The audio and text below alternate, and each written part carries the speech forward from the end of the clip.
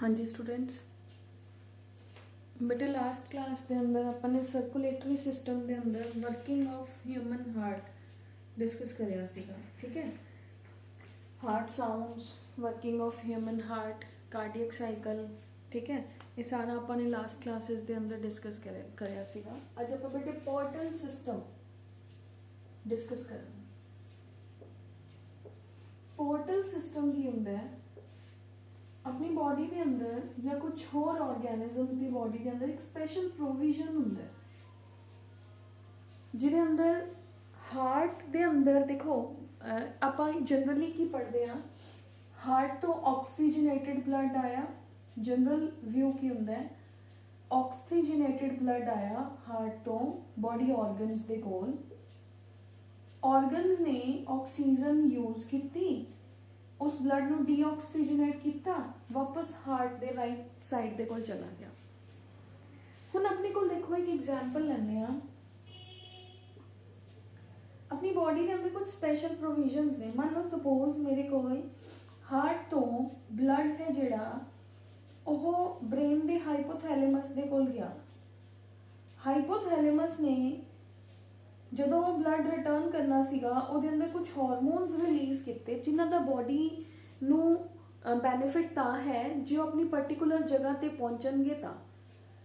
ਇੱਥੋਂ ਦੀ hormone release ਹੁੰਦੇ ਨੇ ਜੋ ਕਿ ਐਕਟ ਕਰਨਗੇ ਜਾ ਕੇ ਪਿਟਿਊਟਰੀ ਗਲੈਂਡ ਦੇ ਉੱਪਰ। ਠੀਕ ਹੈ, ਫਿਰ ਪਿਟਿਊਟਰੀ ਗਲੈਂਡ ਬੋਡੀ ਲਈ ਯੂਜ਼ਫੁਲ ਹਾਰਮੋਨਸ ਰਿਲੀਜ਼ ਕਰਦਾ ਹੈ ਜੋ ਕਿ हार्ट के थ्रू बॉडी के अंदर सर्कुलेट होने चाहिए ने।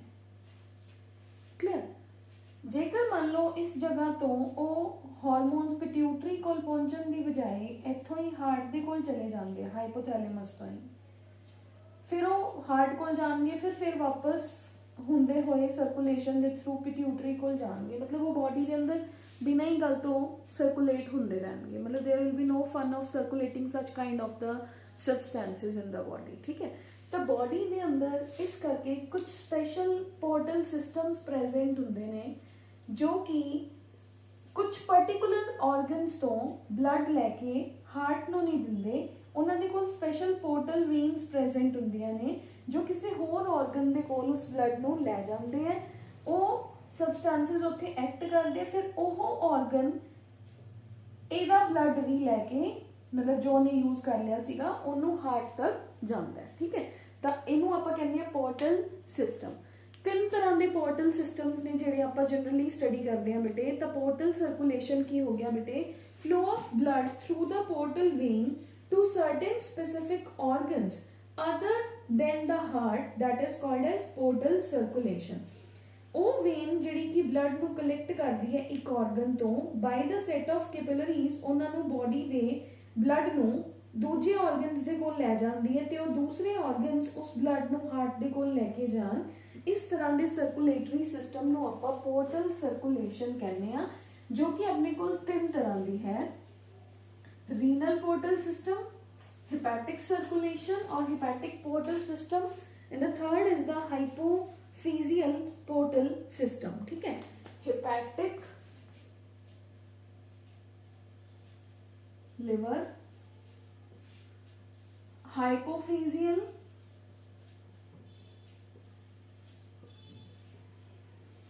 that is brain।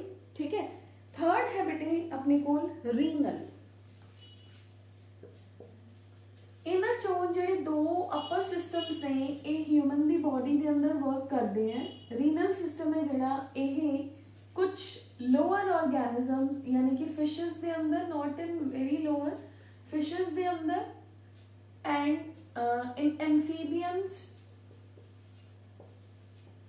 And in reptiles ਇਹਨਾਂ ਦੇ ਅੰਦਰ ਇਹ ਵਰਕ ਕਰਦਾ ਹੈ। ठीक है, यानी कि एक स्पेशल वेन ਹੁੰਦੀ ਹੈ ਜੋ ਆਪਣੇ ਕੋਲ ਇਹਨਾਂ ਦੀ ਕਿਡਨੀ ਤੋਂ ਉਹਨਾਂ ਸਬਸਟੈਂਸਸ ਨੂੰ ਬੋਡੀ ਚੋਂ ਰਿਪੈਲ ਕਰਦੀ ਹੈ। ਠੀਕ ਹੈ, that is the renal portal system.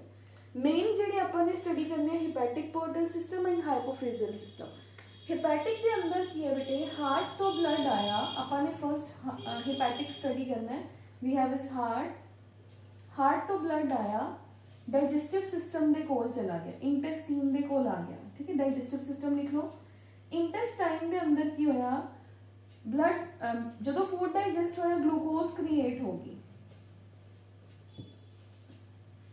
हुण यह जदों इन्हें हार्ट वाले ब्लड चो ऑक्सीजन यूज की तो ब्लड डीऑक्सीजनेट हो गया। ये जदों हार्ट नू वापस दूगा तो ग्लूकोज भी ये अंदर कुछ पार्ट चली जाऊगी, कुछ पार्ट, बट रिमेनिंग ग्लूकोज इत्थे ही रहेगी, ठीक है।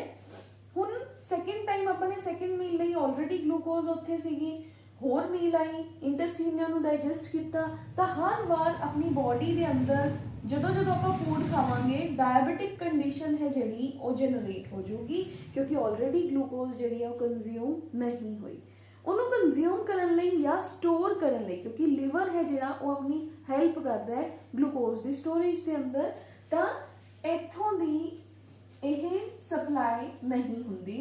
इत्थों दी पोर्टल वेन जाती है लिवर दे कोल, लिवर दे कोल ये सारा ग्लूकोज ट्रांसपोर्ट हुंदा है। लिवर इस ग्लूकोज चों जिन्ना ग्लूकोज स्टोर कर सकता है वो करता है, रिमेनिंग ग्लूकोज तो बॉडी ने यूज भी करना है ना, तो ग्लूकोज यूज किया, बाकी एक्स्ट्रा अमाउंट ऑफ ग्लूकोज नू लिवर ने स्टोर करता। एंड अगर इसके अंदर कोई टॉक्सिक मेटाबोलाइट्स ने तो लिवर उन्होंने भी डिटॉक्सीफाई करता है। फिर इत्थों दी वो जिहड़ी सर्कुलेशन हुंदी है, डीऑक्सीजनेटेड ब्लड है जिहड़ा वो हार्ट नू पहुंचता है, that is called as the portal circulation, hepatic portal circulation. Hypophyseal मैं तुहानू पहले ही दसता ऑलरेडी, हार्ट तो ब्लड आया अपने ब्रेन दे हाइपोथैलेमस रीजन दे कोल। हाइपोथैलेमस वो पार्ट है जो कि ग्रोथ रिलीजर्स प्रोवाइड करता है पिट्यूटरी ग्लैंड नू।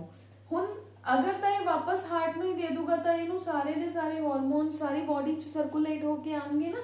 फिर इत्थे एक स्पेशल पोर्टल सर्कुलेशन होंदी है जो कि एंटीरियर लॉब ऑफ पिट्यूटरी दे नाल कनेक्टेड हुंदा है। फिर एंटीरियर लॉब ऑफ पिट्यूटरी है जिहड़ा वो हार्ट नू वापस सबस्टेंसेस रिटर्न कर दिंदा है। क्लियर?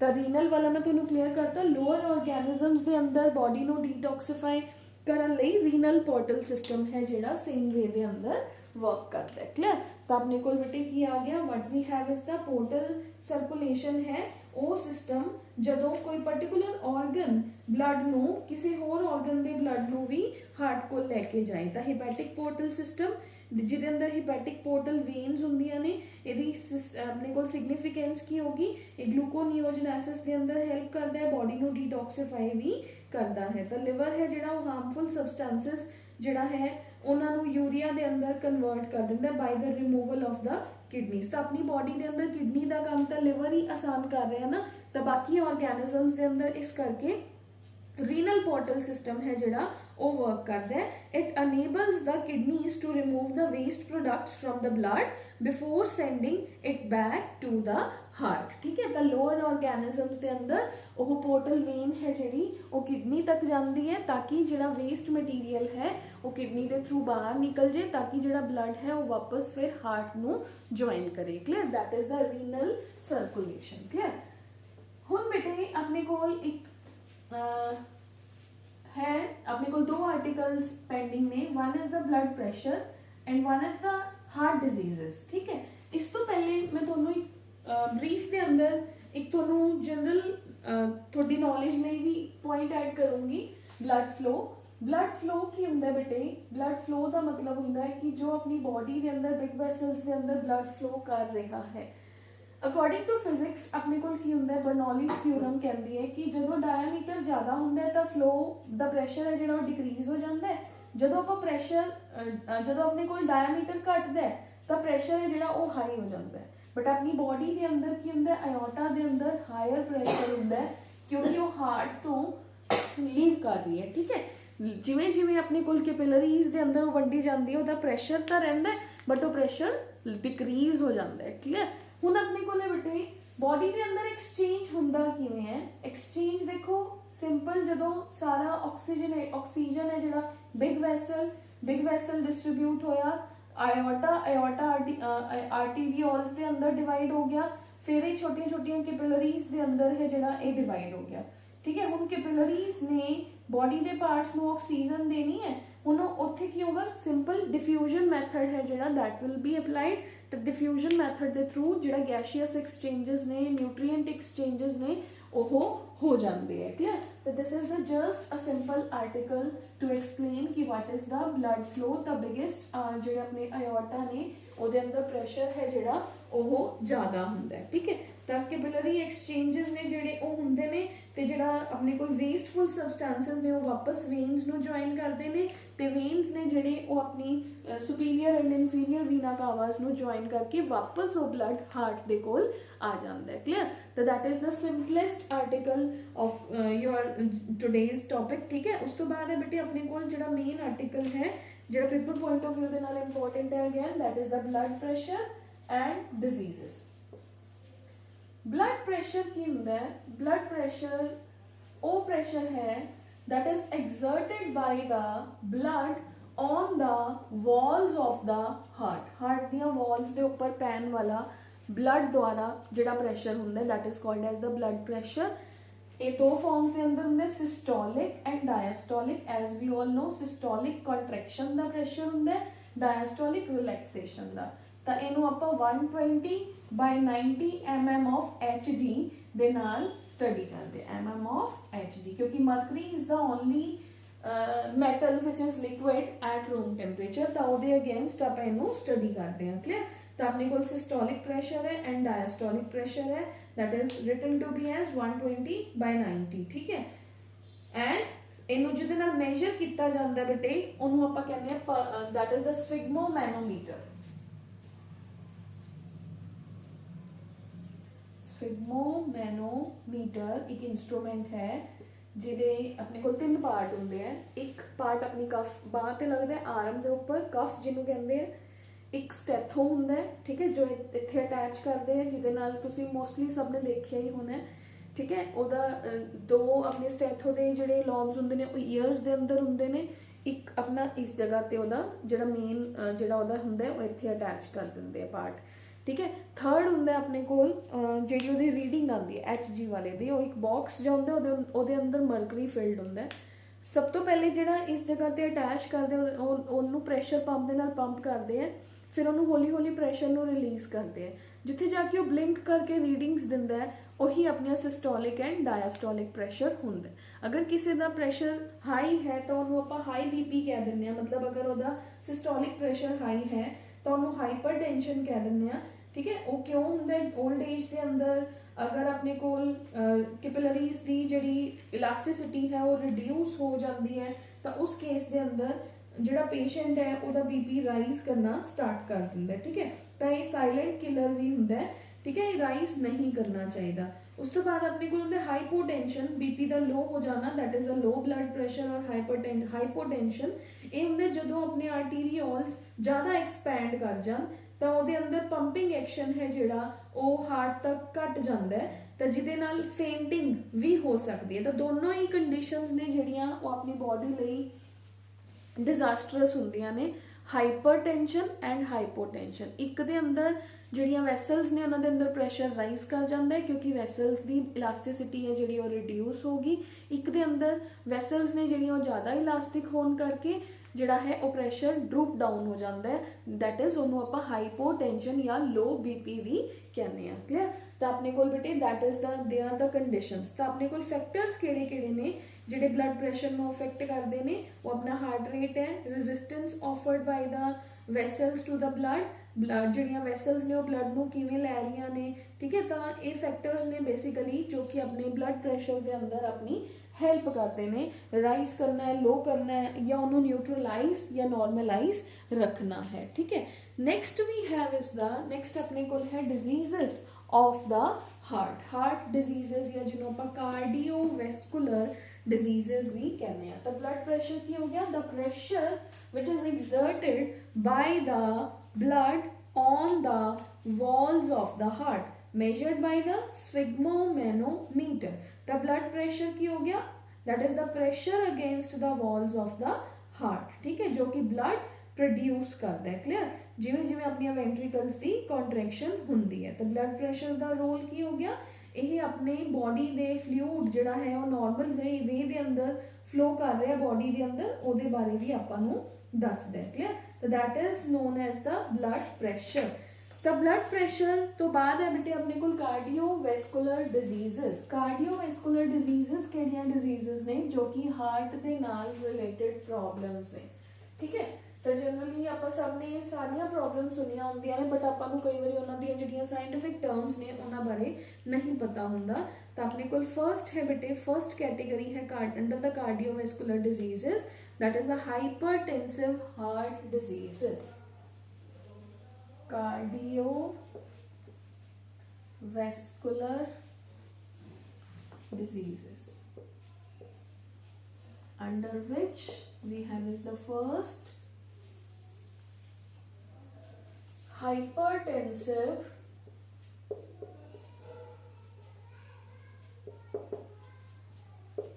heart disease।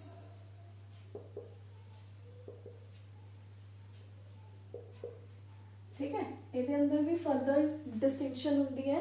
फर्स्ट है बेटे अपने को atherosclerosis, we have is the arteriosclerosis. Arteriosclerosis होंगे अपने को आर्टरीज दी हार्डनिंग हो जाना, that is the hardening of the arteries and arterioles. ठीक है, due to the thickening of the fibrous tissue. तो आर्टरीज ने जड़ियां बेटे ये अपने को जनरली की होंगे, देखो आर्टरी है जी जिमें ब्लड का फ्लो आ रहा है ਉਹਦੇ अकॉर्डिंग अपने डायमीटर ਨੂੰ एक्सपैंड रिलैक्स कर सकती है। ਹੁਣ एक आर्टरी है स्टिफ होगी, स्टिफ होने नाल की होगा जो पिछों दी प्रेशर आ रहा है तो उन्होंने रेजिस्टेंस नहीं प्रोवाइड कर पा रही, ਉਹਦੇ अकॉर्डिंग एक्सपैंड नहीं कर पा रही, जिहदे नाल बीपी राइज करना स्टार्ट हो जाता है। ठीक है, तो दैट इज द आर्टीरियोसेक्लेरोसिस। ठीक है, तो इस कंडीशन के अंदर की होंदा है आर्टरीज ने अपनी प्रॉपर्टी नू लूज करता। हुण अपने कोल की है इहदे लई जिहड़ा है क्लॉटिंग भी इहदा रीजन हो सकता है। तो कई बारी की होंदा है अगर ज़्यादा प्रॉब्लम होगी तो that problem can lead to the heart attack and even that can lead to the death of the person. कई बारी जिहड़ा है अगर मान लो वैसल भी हार्ड होगी, क्लॉट भी आ गया, तो कुछ कंडीशंस के अंदर वो क्लॉट जिहड़ा है वो डेथ भी कॉज कर सकता है। तो अपने को बेटे आर्टरीज ने जिहड़ियां उन्होंने अपनी प्रॉपर्टी नू रिड्यूस जिहड़ा है लूज करता। हुण अपने को blood from such ruptured vessel may clot. ठीक है, अगर ब्लड है जिहड़ा उन्हें ब्लॉक करता रस्ते नू तो फिर अपने को that will lead to the heart attack. Second condition है बेटे we have is the atheroma. Atheroma नू आपां एथरोसेक्लेरोसिस भी कह दिंदे आ। एथिरोमा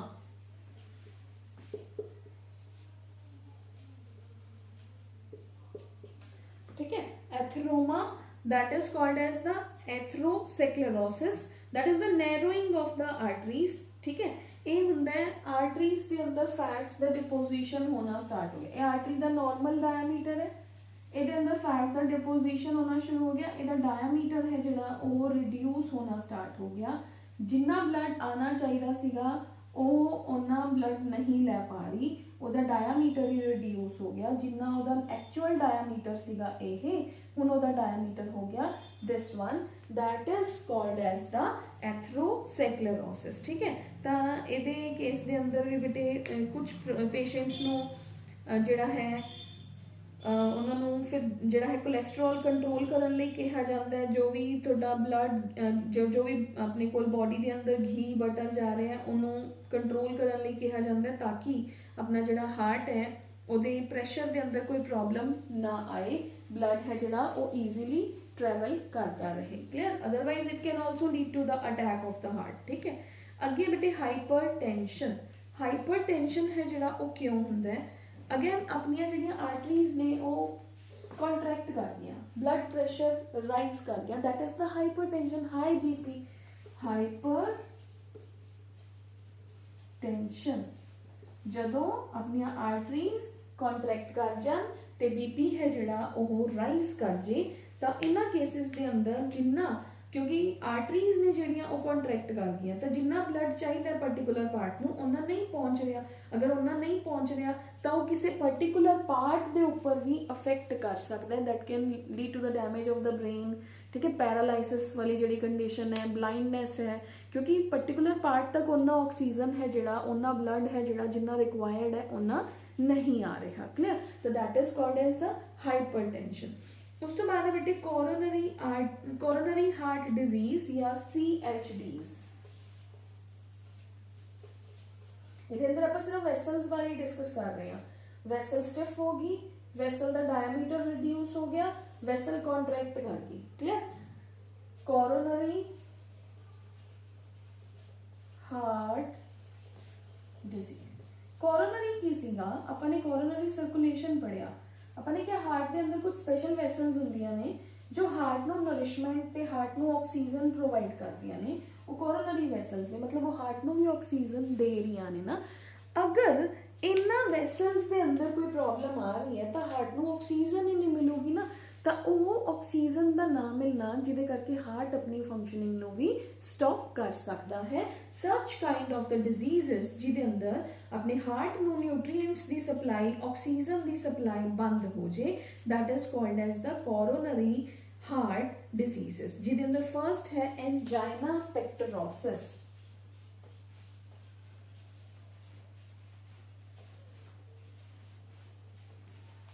angina pectoris, pain in the left side of the body और पेन इन द हार्ट या pain in the chest generally इनू कहा जाता है। इहदे अंदर हुंदा की है बेटे, ਜਿਹੜਾ ਬਲੱਡ ਹੈ ਉਹਦੇ ਅੰਦਰ ਆਕਸੀਜਨ ਹੈ ਡਿਪਰਾਈਵ ਹੋ ਗਈ, ਡਿਪਰੀਵੇਸ਼ਨ ਆਫ ਆਕਸੀਜਨ ਕਰਕੇ ਜਿਹੜੀਆਂ ਹਾਰਟ ਦੀਆਂ ਮਸਲਸ ਨੇ ਉਹ ਪੇਨ ਦੇ ਅੰਦਰ ਆ ਜਾਂਦੀਆਂ ਨੇ। ਅਗੇਨ ਇਹਦੇ ਅੰਦਰ ਫਰਸਟਲੀ ਪੇਨ ਹੋਣਾ ਸ਼ੁਰੂ ਹੋ ਜਾਂਦਾ, that can lead to the heart attack. ਠੀਕ ਹੈ, ਜਨਰਲੀ ਹੋਇਆ ਕਿ ਕੋਰੋਨਰ, ਮੈਂ ਫਰਸਟ ਹੀ ਦੱਸਤਾ coronary heart disease, coronary vessels ਨੇ ਜਿਹੜੀਆਂ ਉਹਨਾਂ ਨੂੰ ਆਕਸੀਜਨ ਡੈਫੀਸ਼ੀਐਂਸੀ ਹੋਈ, ਉਹਨਾਂ ਦੀ ਆਕਸੀਜਨ ਡੈਫੀਸ਼ੀਐਂਸੀ ਹਾਰਟ ਨੂੰ ਆਕਸੀਜਨ ਡੈਫੀਸ਼ੀਐਂਟ ਕਰ ਦੂਗੀ। ਫਰਸਟਲੀ ਆਪਾਂ ਨੂੰ ਇੰਡੀਕੇਸ਼ਨ ਆਊਗੀ ਐਂਜਾਈਨਾ ਪੈਕਟੋਰੋਸਿਸ, ਮੀਨਸ ਤੁਹਾਡੇ ਹਾਰਟ ਦੇ ਅੰਦਰ ਜਿਹੜਾ ਹੈ ਕੋਰੋਨਰੀ ਸਰਕੂਲੇਸ਼ਨ ਹੈ ਜਿਹੜੀ ਉਹ ਡਿਕਰੀਜ਼ ਹੋ ਰਹੀ ਹੈ, ਹਾਰਟ ਨੂੰ ਆਪਣਾ ਨਿਊਟ੍ਰੀਸ਼ਨ, ਹਾਰਟ ਨੂੰ ਆਪਣੀ ਆਕਸੀਜਨ ਨਹੀਂ ਮਿਲ ਰਹੀ, that is a pain in the chest. Second ਹੈ ਬੱਚੇ ਹਾਰਟ ਅਟੈਕ। ਹੁਣ ਅਗਰ ਕੋਰੋਨਰੀ ਆਰਟਰੀਜ਼ ਨੇ ਜਿਹੜੀਆਂ ਉਹ ਬਲੱਡ ਸਪਲਾਈ ਨੂੰ ਸਟਾਪ ਕਰ ਦੇਣਗੀਆਂ ਤਾਂ ਅਗਰ ਜ਼ਿਆਦਾ ਟਾਈਮ ਤੱਕ ਇਹ कंटिन्यूशन ਦੇ ਅੰਦਰ ਕੰਡੀਸ਼ਨ ਰਹਿੰਦੀ ਹੈ ਤਾਂ that can lead to the heart attack।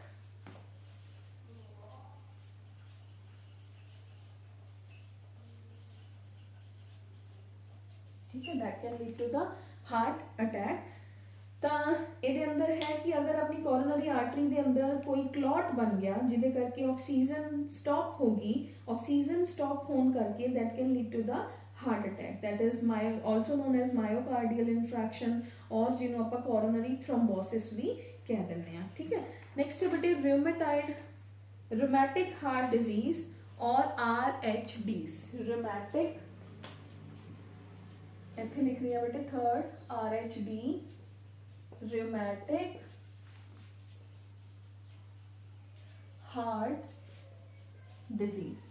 ਇਹਦੇ ਅੰਦਰ ਬੱਚੇ ਆਪਣੀ ਬੋਡੀ ਦੇ ਅੰਦਰ ਜਨਰਲੀ ਸਟ੍ਰੈਪਟੋਕੋਕਸ ਨਾਮ ਦੇ ਬੈਕਟੀਰੀਆ ਦੀ ਇਨਫੈਕਸ਼ਨ ਹੈ ਜਿਹੜੀ ਉਹ ਉੱਥੋਂ ਦੀ ਸ਼ੁਰੂਆਤ ਹੁੰਦੀ ਹੈ। ਤਾਂ ਇਹਦੇ ਅੰਦਰ ਹਾਰਟ ਹੈ ਜਿਹੜਾ ਉਹਦੇ ਅੰਦਰ ਇਨਫੈਕਸ਼ਨ ਹੋ ਜਾਂਦੀ ਹੈ। ਠੀਕ ਹੈ, ਤਾਂ ਜਨਰਲੀ ਇਸ ਡਿਜ਼ੀਜ਼ ਦੇ ਅੰਦਰ ਕੀ ਹੁੰਦਾ ਆਪਣੇ ਕੋਲ ਸਟ੍ਰੈਪਟੋਕੋਕਸ ਜਿਹੜਾ ਹੈ that acts as a conditioning agent and ਆਪਣੇ ਕੋਲ ਇੱਕ ਹੈ ਕੋਕਿਕਸੀਆਈ B4 ਵਾਇਰਸ। ठीक है, ये दोनों ही ये पॉजिटिव एजेंट्स ने ਜਿਹੜੇ ਇਹ ਮੰਨੇ ਜਾਂਦੇ ਨੇ।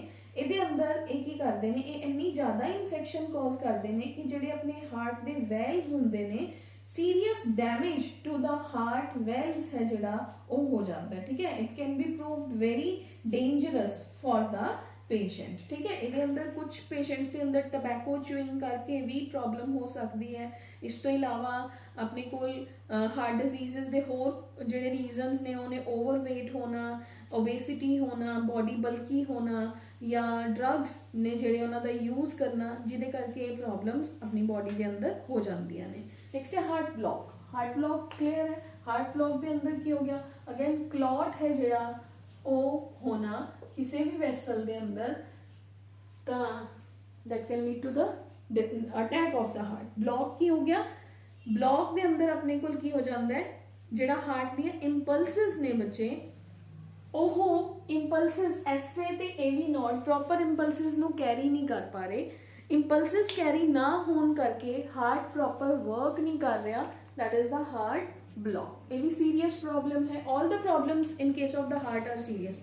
this is the interruption or the delay in the conduction of the electrical impulses from the right auricle to right ventricle। ठीक है, ਜਿਹੜਾ ਆਪਣਾ AV ਨੋਡ ਹੈ, SA ਨੋਡ ਹੈ, ਪਰਕਿੰਜੇ ਫਾਈਬਰਸ ਨੇ, ਬੰਡਲ ਆਫ ਹਿਸ ਹੈ, ਉਹਨਾਂ ਚੋਂ ਕਿਸੇ ਵੀ ਅੰਦਰ ਵੀ ਪ੍ਰੋਪਰ ਜਿਹੜੀਆਂ ਇੰਪਲਸਿਸ ਨੇ ਜਦੋਂ ਫੇਲ ਹੋ ਜਾਂਦੀਆਂ ਨੇ ਤਾਂ ਉਦੋਂ ਆਪਣੇ ਕੋਲ ਹਾਰਟ ਬਲੌਕ ਕੰਡੀਸ਼ਨ ਹੈ ਜਿਹੜੀ ਉਹ ਆਉਂਦੀ ਹੈ। ਠੀਕ ਹੈ, next we have is the tachycardia, bradycardia. Heart rate ਦਾ ਰੈਪਿਡਲੀ ਰਾਈਜ਼ ਕਰਨਾ ਟੇਕੀਕਾਰਡੀਆ, हार्ट रेट का ड्रॉप करना that is called as the bradycardia.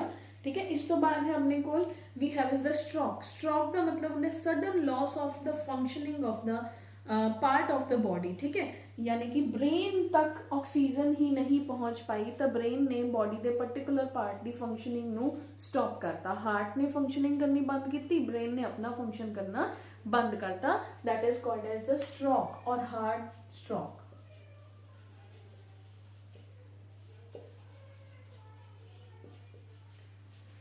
ठीक है, तो स्ट्रोक अपने को की हो गया cerebrovascular accident, that refers to the damage to the brain. Brain दे पार्ट तक ऑक्सीजन नहीं पहुंची, उन्हें अपनी बॉडी के अंदर कोई भी पार्ट का लॉस है जिहड़ा paralysis, loss of the speech, loss of hearing, loss of memory cause करता। ठीक है, next we have is the atrial fibrillation. Atrial fibrillation होंदा है हार्ट बीट दा फास्ट या इरेगुलर हो जाना। Clear, that is called as the atrial fibrillation. इस तो बाद है बेटे अपने को treatments of the CAD, coronary artery disease के ट्रीटमेंट्स ने बेटे। नॉन सर्जिकल के अंदर angioplasty and stunts.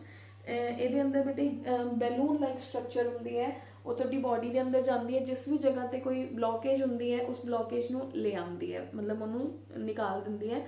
Minor surgery है जिहड़ी वो होंदी है। ठीक है, उस तो बाद अपने को है मेजर सर्जरी जिहदे अंदर है बाईपास सर्जरी, जिथे भी ब्लॉकेज है उस वैसल नूं कट के बाईपास जिहड़ा ऑपरेशन है पेशेंट का वो परफॉर्म किया जाता है। ट्रेडिशनल ऑपरेशन जिन्हों आपां कहने हैं in case of the heart. Angioplasty दे अंदर की है बेटे, एक कैथेटर बॉडी के अंदर जाता है, बैलून लाइक स्ट्रक्चर होंदी है, थ्रू द लैग है जिहड़ा वो जनरली जाता है, तो ये अंदर जो भी वैसल अपनी ब्लॉक्ड है वो कोल जाके वो बैलून इनफ्लेट हो जाता है, तो वो वैसल दे अंदर प्रॉपरली ब्लड फ्लो है जिहड़ा वो होना स्टार्ट हो जाता है। दैट इज एक तरह का ऑपरेशन है जिहदे अंदर सपोज ये वैसल है, ये अंदर अपने को ब्लॉकेज है, क्लॉट आया, क्लॉट के अंदर कैथेटर लाइक एक लैग तो एक वैसल जाती है, लैग तो एक इंस्ट्रूमेंट जाता है।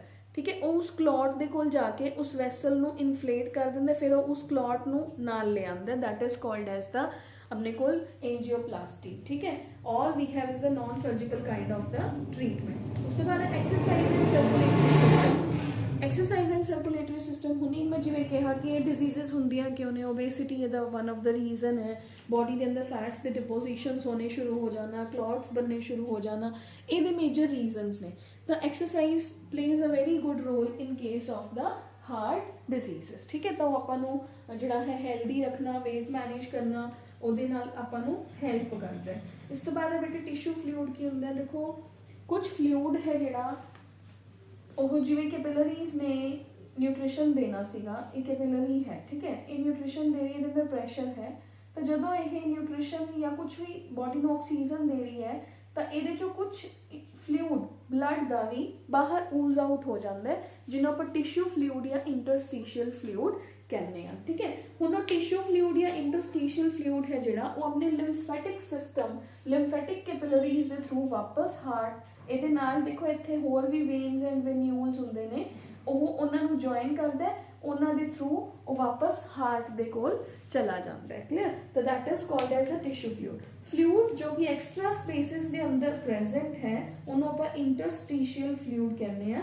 ਜਦੋਂ भी एक्सचेंज ऑफ द मटीरियल होंदा है between the blood and the tissues, तो उस टाइम ते कुछ फ्लूइड है जिहड़ा वो बाहर यूज आउट हो जाता है, जिन्हों आपां टिश्यू फ्लूइड कहते हैं। क्लियर, तो हुण अपने को आ गया टिश्यू फ्लूइड है जिहड़ा उहदे फंक्शनस की ने, क्योंकि यह लिम्फेटिक सिस्टम की फॉर्मेशन के अंदर हैल्प करता है, ਤਾਂ ਆਪਣੇ ਕੋਲੇ ਕਲਰਲੈਸ ਸਬਸਟੈਂਸ ਹੈ ਜੋ ਕਿ ਲਿੰਫ ਕੈਪਿਲਰੀਜ਼ ਦੇ ਥਰੂ ਵਾਪਸ ਇਹਦੇ ਅੰਦਰ ਆਪਣੇ ਕੋਲ WBCs ਪ੍ਰੈਜ਼ੈਂਟ ਹੁੰਦੇ ਨੇ, ਲਿੰਫੈਟਿਕ ਕੈਪਿਲਰੀਜ਼ ਦੇ ਥਰੂ ਵਾਪਸ ਹਾਰਟ ਨੂੰ, ਕਿਉਂਕਿ ਇਹਨੂੰ ਬਾਹਰ ਕੱਢਣਾ ਵੀ ਤਾਂ ਜ਼ਰੂਰੀ ਹੈ ਨਾ, ਤਾਂ ਇਹ ਵਾਪਸ ਹਾਰਟ ਨੂੰ ਜੁਆਇਨ ਕਰਦਾ ਹੈ। ਤਾਂ ਇਹ ਐਕਸੈਸਿਵ ਫਲੂਇਡ ਹੈ ਜਿਹਦਾ ਵਾਪਸ ਬਲੱਡ ਦੇ ਕੋਲ ਜਾਣਾ ਜ਼ਰੂਰੀ ਹੁੰਦਾ ਹੈ। ਤਾਂ ਲਿੰਫੈਟਿਕ ਸਿਸਟਮ ਬੋਡੀ ਦੇ ਅੰਦਰ ਪ੍ਰੈਜ਼ੈਂਟ ਹੈ ਜੋ ਕਿ ਉਸ ਟਿਸ਼ੂ ਨੂੰ ਵਾਪਸ ਆਪਣੇ ਕੋਲ ਬੋਡੀ ਦੇ ਜਿਹੜਾ ਆਪਣੇ ਕੋਲ ਸਪੇਸਿਸ ਨੇ ਉਹਨਾਂ ਚੋਂ ਉਹਨੂੰ ਵਾਪਸ ਲੈ ਕੇ ਆਉਂਦੇ ਨੇ। ਠੀਕ ਹੈ, ਤਾਂ that is called as the lymphatic system और लिम्फ। ठीक है, तो अपने को बेटे स्प्लीन की है largest component of lymphatic system है। लिम्फ दा अपने को स्प्लीन है जो स्टमक में बैक साइड ते एक छोटा जिहा ग्लैंड है, पार्ट है, ऑर्गन है ਜਿਹੜਾ ਕੀ ਕਰਦਾ ਆਪਣੇ ਕੋਲ, ਜੋ ਕਿ ਵਰਨ ਆਊਟ ਸੈਲਸ ਨੂੰ ਖਾ ਜਾਂਦਾ ਹੈ। ਕਲੀਅਰ, ਇੱਕ ਟਾਈਮ ਹੁੰਦਾ ਜਦੋਂ ਇੱਕ ਮਦਰ ਦੀ ਬੋਡੀ ਦੇ ਅੰਦਰ ਬੇਬੀ ਬਣ ਰਿਹਾ ਹੁੰਦਾ ਤਾਂ ਉਹਦਾ ਬੋਨ ਮੈਰੋ ਪੂਰੀ ਤਰ੍ਹਾਂ ਬਣਿਆ ਨਹੀਂ ਹੁੰਦਾ, ਤਾਂ ਉਸ ਟਾਈਮ ਤੇ ਤਾਂ ਉਹ ਆਪਣੀ WBCs RBCs ਆਪਣੇ ਬਲੱਡ ਸੈਲਸ ਬਣਾਉਣ 'ਚ ਹੈਲਪ ਕਰਦਾ RBCs ਦੀ ਫਾਰਮੇਸ਼ਨ ਦੇ ਅੰਦਰ। ਬਟ ਉਸ ਤੋਂ ਬਾਅਦ ਲੇਟਰ ਔਨ ਜਦੋਂ ਇੱਕ ਬੱਚਾ ਪੈਦਾ ਹੋ ਜਾਂਦਾ ਹੈ, ਉਹਦੇ ਜਿਹੜੇ ਬੋਨ ਮੈਰੋ ਹੈ ਉਹ ਪੂਰੀ ਤਰ੍ਹਾਂ ਡਿਵੈਲਪ ਹੋ ਜਾਂਦਾ ਹੈ। ਉਸ ਤੋਂ ਬਾਅਦ ਉਹ ਜਦੋਂ ਉਹਦਾ ਫੰਕਸ਼ਨ ਬੋਨ ਮੈਰੋ ਪਰਫਾਰਮ ਕਰਨਾ ਸ਼ੁਰੂ ਕਰ ਦਿੰਦਾ ਤਾਂ ਸਪਲੀਨ ਹੈ ਜਿਹੜਾ that acts as a graveyard for the worn out cells of the body। ਠੀਕ ਹੈ, worn out RBCs ਕਹਿ ਸਕਦੇ ਹੋ। ਇਸ ਤੋਂ ਇਲਾਵਾ ਬੇਟੇ ਥਾਈਮਸ ਇੱਕ ਛੋਟਾ ਜਿਹਾ ਪਾਰਟ ਹੈ अपनी नैक के अंदर, नैक के कोल प्रेजेंट है, प्रेजेंट नियर द नैक। ठीक है, वो की करता है अपने T लिम्फोसाइट्स की फॉर्मेशन के अंदर हेल्प करता है, मैचुरेशन के अंदर हेल्प करता है। ठीक है, तो this is all about your circulatory system. ठीक है, तुसी सारा चैप्टर रीड कर लेना बेटे, कल अपनी क्लास है, ਤੁਸੀਂ ਮੈਨੂੰ ਉੱਥੇ ਡਾਊਟਸ ਪੁੱਛ ਸਕਦੇ ਹੋ ਅੱਜ ਵਾਲੇ ਆਰਟੀਕਲ ਦੇ ਅੰਦਰ। ਵੈਸੇ ਅੱਜ ਵਾਲਾ ਆਰਟੀਕਲ ਇੰਨਾ ਡਿਫਿਕਲਟ ਨਹੀਂ ਹੈ, ਡਿਸੀਜ਼ਸ ਨੇ।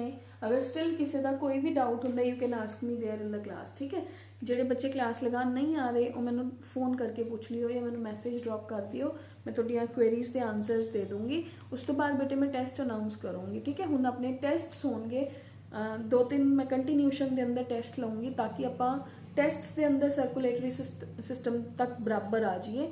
ਉਸ ਤੋਂ ਬਾਅਦ ਆਪਾਂ ਆਪਣਾ ਜਿਹੜਾ ਨੈਕਸਟ ਚੈਪਟਰ ਹੈ ਉਹ ਸਟਾਰਟ ਕਰਾਂਗੇ ਐਕਸਕ੍ਰੀਸ਼ਨ। ਠੀਕ ਹੈ, excretory system we will start. ਉਹਦੇ ਨੋਟਸ ਮੈਂ ਤੁਹਾਨੂੰ ਪ੍ਰੋਵਾਈਡ ਕਰਾਤੇ। ਜੇਕਰ ਕਿਸੇ ਬੱਚੇ ਦੇ ਨੋਟਸ ਸਟਿਲ ਰਹਿੰਦੇ ਆ ਬੇਟੇ ਤਾਂ ਉਹ ਕਲਾਸ ਟਾਈਮਿੰਗ 'ਚ ਆ ਕੇ, ਕਿਉਂਕਿ ਨੋਟਸ ਕਿਤੇ ਵੀ ਕੋਈ ਗਰਲ ਫੋਟੋ ਸਟੇਟ 'ਤੇ ਅਵੇਲੇਬਲ ਨਹੀਂ ਹੈ, ਨਾ ਹੀ ਅਕੈਡਮੀ 'ਚ ਪਏ ਨੇ, ਕਿਉਂਕਿ ਕਈ ਵਾਰੀ ਮਿਸਪਲੇਸ ਹੋ ਜਾਂਦੇ ਆ। ਨੋਟਸ ਮੇਰੇ ਕੋਲ ਹੀ ਨੇ, ਤਾਂ ਤੁਸੀਂ ਕਲਾਸ ਟਾਈਮਿੰਗ ਦੇ ਅੰਦਰ ਆ ਕੇ ਨੋਟਸ ਲੈ ਕੇ ਜਾ ਸਕਦੇ ਹੋ। ਠੀਕ ਹੈ ਬੇਟੇ, ਤਾਂ ਨੈਕਸਟ ਚੈਪਟਰ ਆਪਾਂ ਪ੍ਰੋਬੇਬਲੀ ਐਕਸਕ੍ਰੀਟਰੀ ਸਿਸਟਮ ਸਟਾਰਟ ਕਰਾਂਗੇ। ਇਹ ਚੈਪਟਰ ਕੰਪਲੀਟ ਕਰ ਲਓ। ਠੀਕ ਹੈ, ਤੇ ਜਿਹੜੇ ਦੇ ਡਾਊਟਸ ਨੇ ਤੁਸੀਂ ਕੱਲ ਦੀ ਕਲਾਸ ਦੇ ਅੰਦਰ ਕਲੀਅਰ ਕਰ ਲੈਣਾ।